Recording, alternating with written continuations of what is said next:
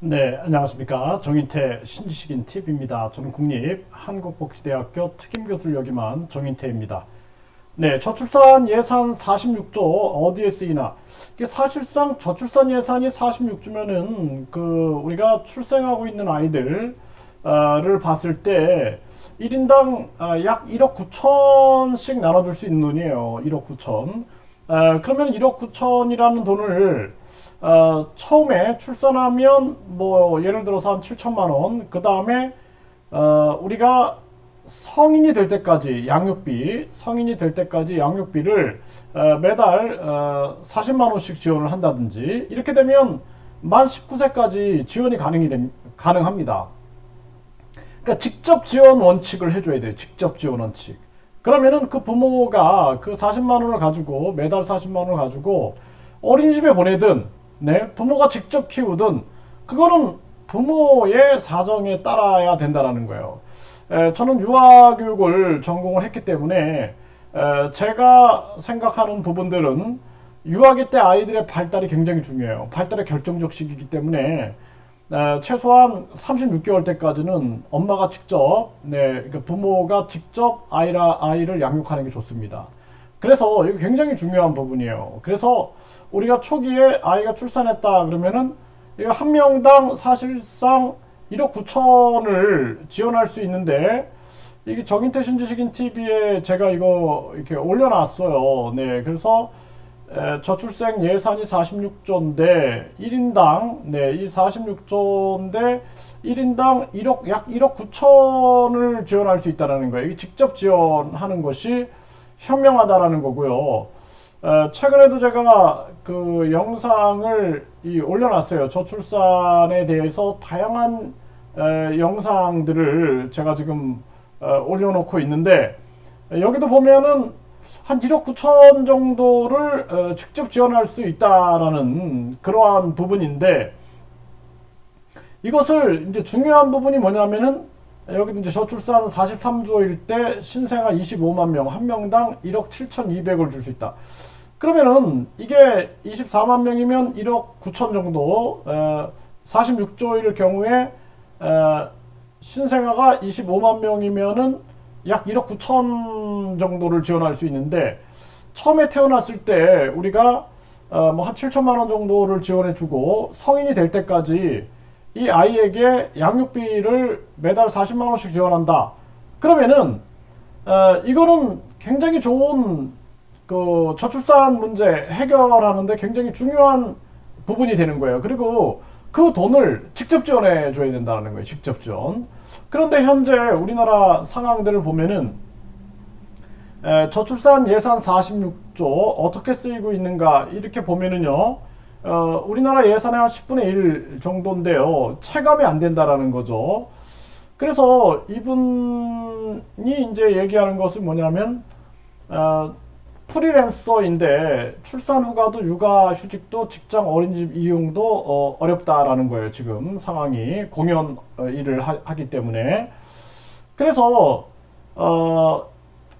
육아휴직을 쓰는 사람들은 대기업이나 공공기관에 편중되어 있다라는 거죠. 그래서 육아휴직자의 65%가 종사자 규모 300인 이상 기업이다라는 거예요. 그렇기 때문에 전국에 250만 개가 넘는 사업장이 있어도 직장 어린이집은 200여 개 뿐이다라는 거죠. 그래서 정보 공개 청구로 받은 자료에 의하면 어린이집 인건비로 삼성전자에 29억 원이 지원됐고 LG전자와 포스코에 10억 원의 돈이 지원된 거예요. 그러니까 이렇게 기간 지원이 아니라 직접 지원으로 가야 된다는 거예요. 이게 대기업의 종사자들만 혜택을 입는 거죠. 네. 그리고 그 다음에 이제 9조 9천억 원으로 저출산 예산 가운데 가장 큰 비중인 주택 구입과 전세자금 대출 지원 결국 회수될 돈이다. 이게 아니라 직접 지원 시스템으로 가야 된다는 겁니다. 네. 그래서 1억 9천이다 그러면은 뭐 이런 비용들 약간 빼더라도 처음에 7천만 원, 그 다음에 매달 양육비를 지원해 주는 게 중요한 거예요. 매달 양육비. 그래서 40만 원씩 1년이면은 한 500만 원 되지 않습니까? 네. 그러면은 10년이면은 5천만 원, 예? 19년, 그러니까 20년 하면은 거의 그것이 이제 1억 원이 되는 거예요. 그렇게 해서 직접 지원할 수 있는 시스템.